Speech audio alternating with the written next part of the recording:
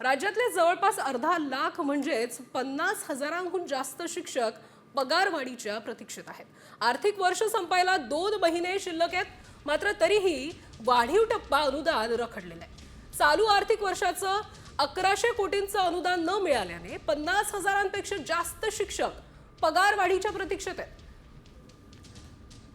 सेवक संच नसल्याने सरकारच्या तिजोरीत खडखडाट असल्यानं शिक्षण खात्यानं निधीसाठी प्रस्तावच पाठवण्यात आला नसल्याची धक्कादायक बाब आता समोर आली आहे. तर वाढीव अनुदानास पात्र शाळा 3427, शिक्षक आता पगारवाढी विनाच आहेत. टप्पा अनुदानाची प्रतीक्षा जी आहे ती आहे 15,571 तुकडे आहेत. तर पगारवाढीतील अंदाजे शिक्षक 51,000 आहेत. वाढीव टप्प्यासाठी अपेक्षित निधी 1100 कोटींचा आहे.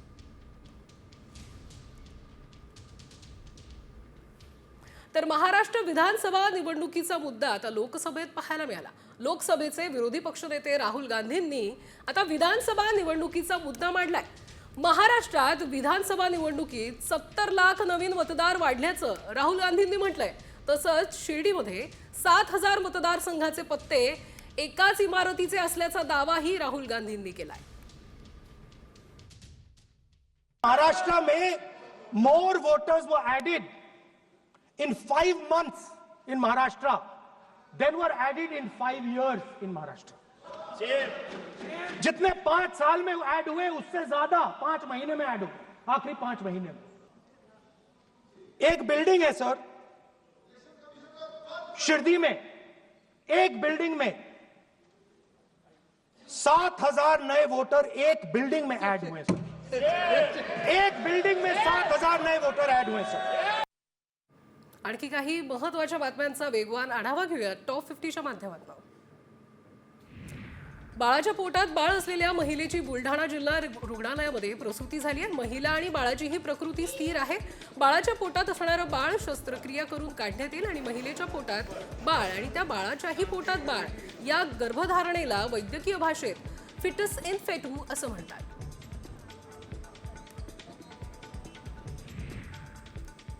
राज्याची सागरी सुरक्षा भक्कम करण्याच्या दृष्टीने मत्स्य व्यवसाय विभागाने महत्त्वाचं पाऊल उचललेलं आहे आणि त्या दृष्टीने राज्यातील सर्व बंदरांवर मासेमारीसाठी जाणाऱ्या प्रत्येक खलाशाने QR कोडेड आधार कार्ड जवळ बाळगणं आवश्यक असल्याचे निर्देश मत्स्य व्यवसाय विभाग आयुक्त किशोर तावडे यांनी दिलेत. राज्यात विकास कामांची कोट्यवधीची बिलं थकलेली आहेत आणि त्यामुळे 4 लाख कंत्राटदारांनी काम बंद आंदोलनाचा इशारा दिलाय. विविध विभागातील 4 जुलै 2024 पासून तब्बल 89,000 कोटी रुपये बिलपोटी थकलेले आहेत. कंत्राटदार संघटनांनी 5 फेब्रुवारीपासून काम बंदचा इशारा दिलाय. केंद्रीय अर्थसंकल्पात सुधारित उडान योजना जाहीर करण्यात आली आहे. त्यानुसार जळगाव विमानतळावरून नवीन विमान सेवा सुरू होण्याची शक्यता आहे आणि यात दिल्ली, जयपूर, तिरुपती आणि इंदूर या शहरासाठी विमान सेवा सुरू करण्याबाबतचा प्रस्ताव नागरी उड्डाण विभागास देण्यात आला आहे.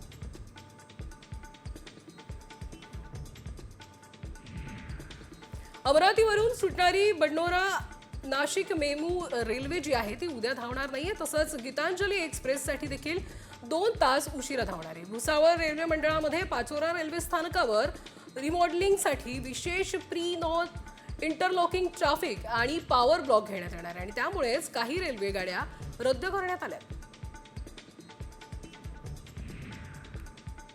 नागपूरच्या एका पाणीपुरीवाल्याने भन्नाट ऑफर ठेवली आहे. 99,000 रुपयात आयुष्यभर पाणीपुरी खाण्याची ऑफर त्याने दिली आहे आणि वर्धा रोडवर रहाटे कॉलनी चौकाच्या रस्त्यावर विजय गुप्ता हा पाणीपुरीवाला आहे आणि मात्र कॉर्पोरेट कंपन्या जसं डिस्काउंट देतात तशीच ऑफर या पाणीपुरीवाल्याने दिली आहे.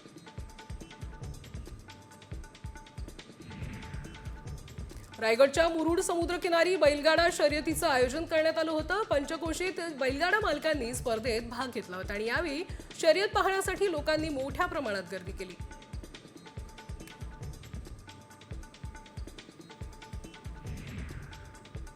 अकोल्यात वऱ्हाडी जत्रा सरस प्रदर्शनला अकोलाकरांचा उत्स्फूर्त प्रतिसाद मिळतोय. वऱ्हाडच्या सांस्कृतिक समृद्धीचं दर्शन घडवणारी ही जत्रा आहे. खेड्यापाड्यातील महिलांच्या बचत गटांना या माध्यमातून व्यासपीठ मिळत आहे.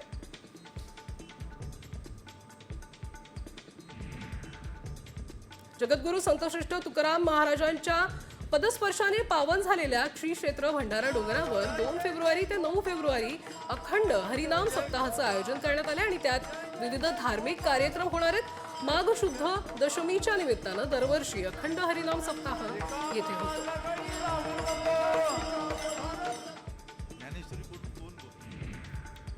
उदित नारायण नंतर आणखी एका गायकाचा व्हिडिओ आता व्हायरल झालाय। पंजाबी गायक गुरु रंधावा सोबत सेल्फी घेतानाचा चाहतीनं त्याला अचानक किस केलं होतं आणि मात्र रंधावा लगेचच मागे झाला आणि त्याने तिच्यासोबत हस्तांदोलन केलं। रंधावाने केलेल्या या कृतीनं चाहत्यांची मनं त्यानं जिंकली आहेत।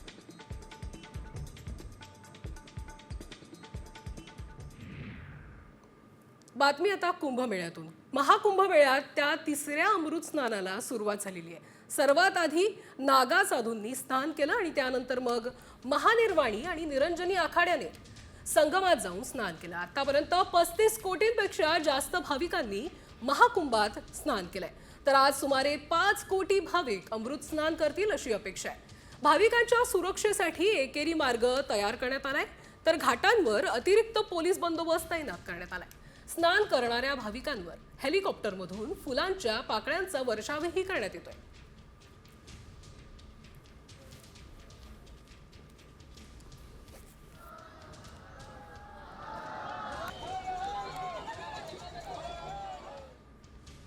कुंभमेळा संदर्भातील आणखी काही महत्त्वाच्या बातम्या बघूयात वेगवान पद्धतीने। प्रयागराजमध्ये स्वामी शांतिगिरी महाराजांना जगद्गुरू पदवी प्रदान करण्यात आली आहे। महामंडलेश्वर आचार्य अवधेशानंदजी गिरीजी महाराजांच्या हस्ते त्यांचा पट्टाभिषेक सोहळा संपन्न झाला। विशेष म्हणजे श्री शंभू पंचदशनाम जुना आखाड्याकडून ही पदवी मिळणार आहे। शांतिगिरीजी हे महाराष्ट्रातील पहिले संत आहेत।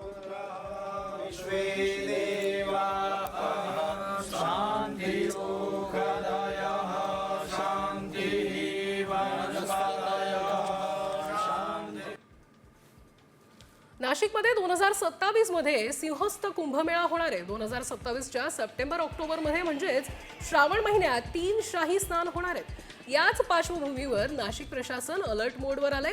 प्रयागराज कुंभमेळ्यात झालेल्या चेंगराचेंगरीनंतर नाशिकमध्ये होणाऱ्या कुंभमेळ्यासाठी उपाययोजना राबवण्यात येत आहेत।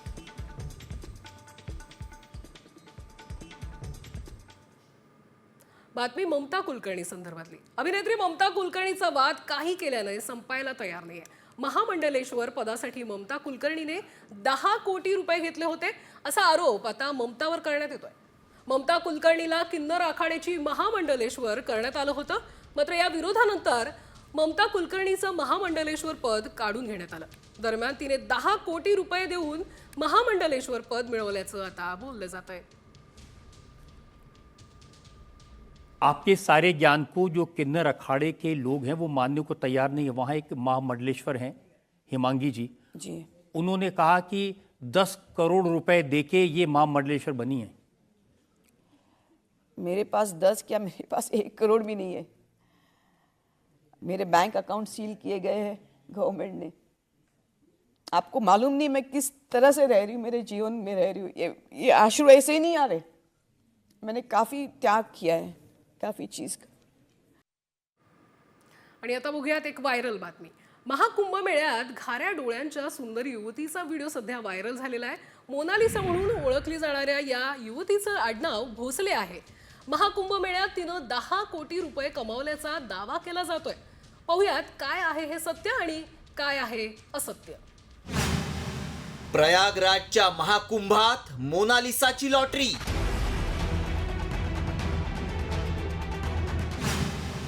10 दिवसात 10 कोटींची कमाई।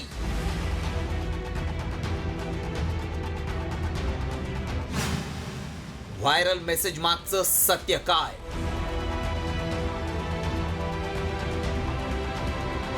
प्रयागराजच्या महाकुंभात सुंदर डोळे आणि सौंदर्यामुळे चर्चेत आलेली मोनालिसा भोसले सोशल मीडियात चांगलीच व्हायरल होतीये।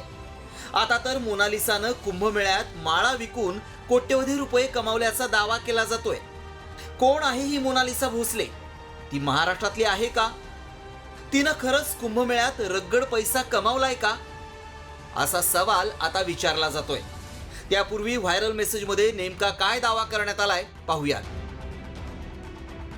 कुंभमेळ्यात सुंदर डोळ्यांची मोनालिसा भोसले सर्वांचंच लक्ष वेधून घेतीये. तिनं माळा विकून 10 दिवसात 10 कोटी रुपयांची कमाई केली आहे. या मेसेजमुळे मोनालिसा सोशल मीडियात पुन्हा एकदा चर्चेत आली आहे. यंदाच्या कुंभमेळ्यात साध्वी हर्षानंतर प्रत्येकाच्या तोंडात नाव आहे ते मोनालिसाचं.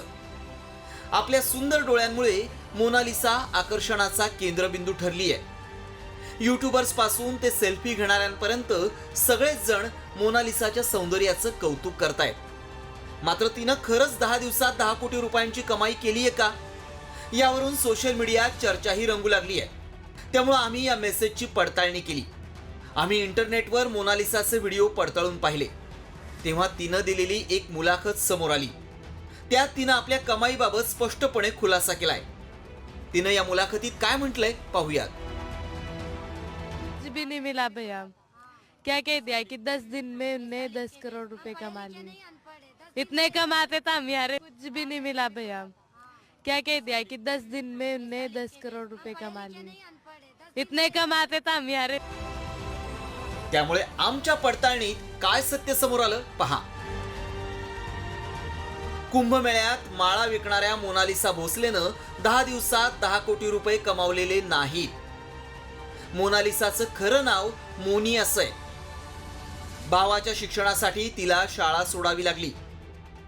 माळा विकणं हा तिचा परंपरागत व्यवसाय आहे. मोनालिसा इंदूरची रहिवासी आहे. तिचं मूळ महाराष्ट्रातलं आहे का हे स्पष्ट होऊ शकलेलं नाही. त्यामुळं आमच्या पडताळणीत मोनालिसानं 10 दिवसात 10 कोटी रुपयांची कमाई केल्याचा दावा असत्य ठरलाय. इतक्या कमी वेळात कुणीही इतके पैसे कमावू शकत नाही. केवळ तिच्या लोकप्रियतेचा फायदा घेऊन काही जण दिशाभूल करण्यासाठी असं मेसेज व्हायरल करतायत. तुम्ही अशा मेसेजवर विश्वास ठेवू नका. ब्युरो रिपोर्ट, साम टीव्ही न्यूज. इतरही महत्त्वाच्या बातम्यांचा वेगवान आढावा घेऊया 36 जिल्हे 36 रिपोर्टरच्या माध्यमातून. वाशिममध्ये वाईतील शेतकऱ्याच्या गव्हाच्या पिकाचं रानडुकरांनी मोठ्या प्रमाणात नुकसान केले. रात्रीच्या वेळी रानडुकरांनी शेतात घुसून काढणीला आलेल्या पिकाची मोठी नासधूस केली आणि यामुळे शेतकऱ्याला मोठा आर्थिक फटका बसलेला आहे.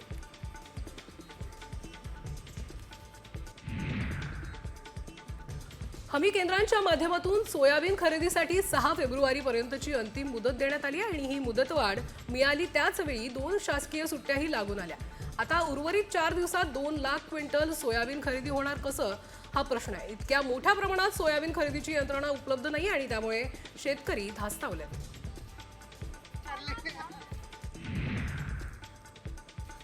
यवतमाळमध्ये सीसीआयने 10 फेब्रुवारीपर्यंत जिल्ह्यातील कापूस खरेदी थांबवली आहे. खुल्या बाजारात कापसाच्या दरात घसरण झाल्यानं शेतकऱ्यांनी कापूस विक्रीसाठी सीबीआयकडे धाव घेतली आणि त्यामुळे सीबीआयची केंद्र हाऊसफुल झाल्यानं कापूस ठेवायला आता जागाच शिल्लक राहिलेली नाही आणि त्यामुळे सीसीआयने कापूस खरेदी थांबवली आहे.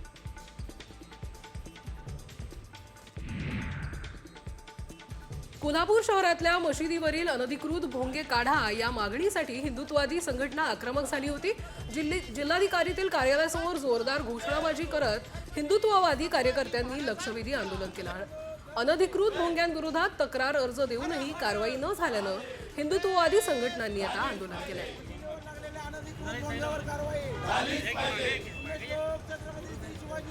छत्रपती शिवाजी महाराजांचा, धर्मवीर संभाजी महाराजांचा, हिंदू धर्म की जय. नांदेडमध्ये किनवट तालुक्यात पैनगंगा नदीपात्रात 5 टीएमसी पाणी सोडावं या मागणीसाठी 15 गावातील गावकऱ्यांनी आमरण उपोषण सुरू केलंय. उन्हाळ्यातल्या 4 महिने बाकी असताना आता फेब्रुवारी महिन्यातच नदीपात्र कोरडं पडलंय आणि त्यामुळे पिण्याच्या पाण्याचा प्रश्न निर्माण झालाय.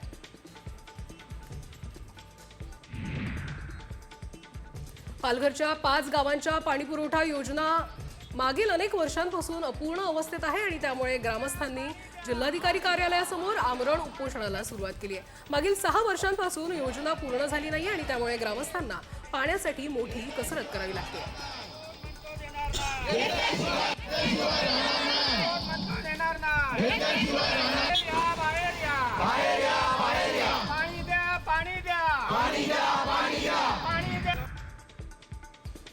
नाशिकमध्ये सिडकोतील रायगड परिसरात महिलांकडून पाण्यासाठी रास्ता रोको आंदोलन करण्यात आलं. मागील काही दिवसांपासून पाणी पुरवठा विस्कळीत झाल्यानं हे आंदोलन करण्यात आलं होतं. मात्र नगरसेवकांच्या मध्यस्थीनंतर ते मागे घेण्यात आले.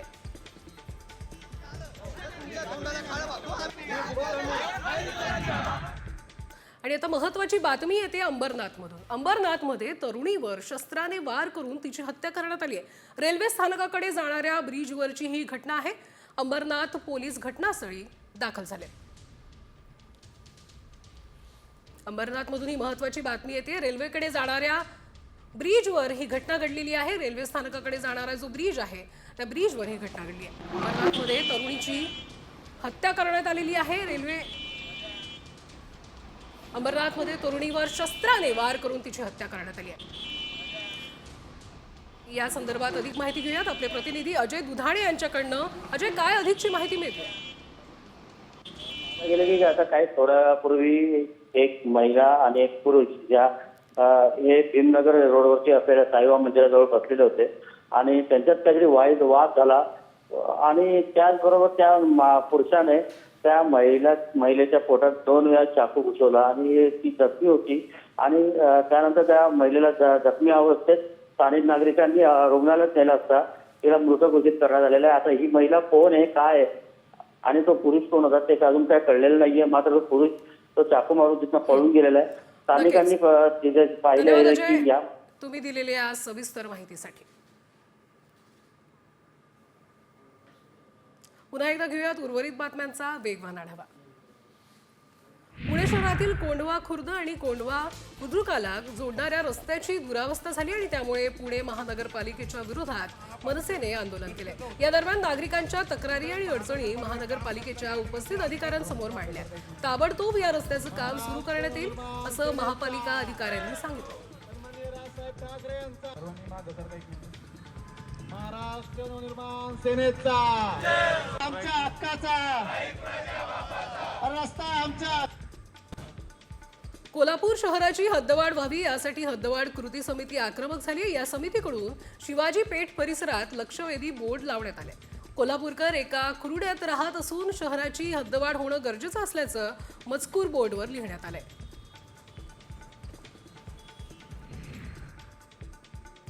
लातूर जिल्ह्यात आंदलगावमधील शेतकऱ्यांना शेतावर जाण्यासाठी जीवघेणा प्रवास करावा लागतोय. मांजरा नदीपलीकडील शेतीला जाण्यासाठी पर्यायी रस्ता नसल्याने लोखंडी कलईतून प्रवास करावा लागतोय. तसंच अनेक वेळा मागणी करूनही पुलाची उभारणी होत नसल्याचा आरोप ग्रामस्थांनी केलाय.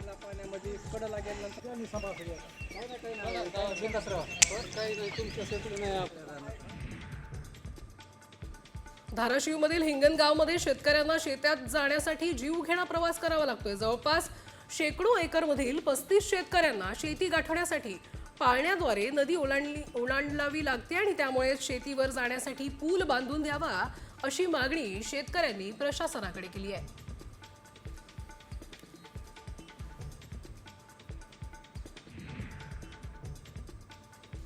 बीडचे जिल्हाधिकारी अविनाश पाठक यांनी जिल्ह्यातील आणखी 11 सरपंचांसह 402 जणांचं सदस्यत्व रद्द केलेलं आहे.